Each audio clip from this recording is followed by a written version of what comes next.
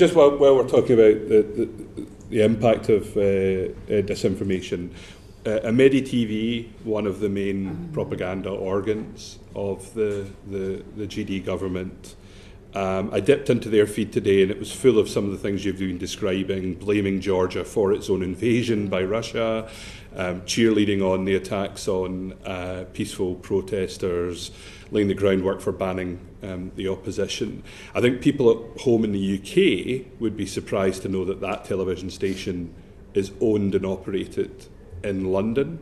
And I wonder if you have a view on that and on what the UK should do about the fact that so much of that disinformation and propaganda is emanating from the city that we are sitting in today. Well, I think you know what you should do. Do you want to expand on that, President Zourabichvili? Well, I think that as a president, I never talk directly on sanctions that have to be taken by this or that country against this or that personality. I don't think it's my role.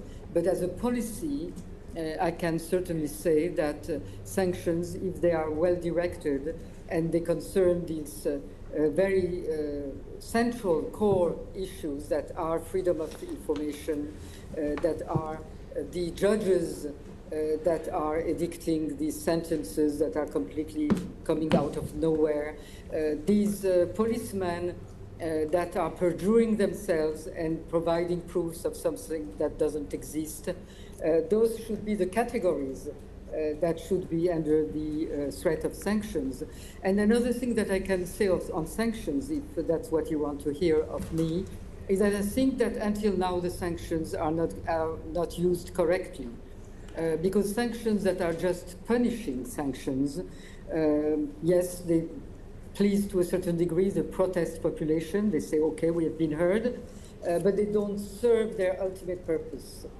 What should be done is to link these sanctions in a stick and carrot policy of conditionality.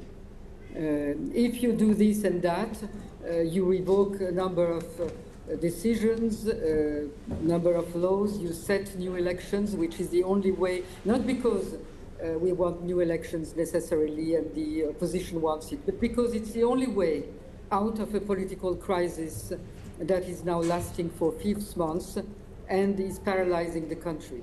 So you set a date for new elections, you revoke a number of laws and you liberate prisoners, and then we can start talking about lifting some of the sanctions or putting Georgia back on the map and on the card of the contacts and partnerships with our European and Western countries.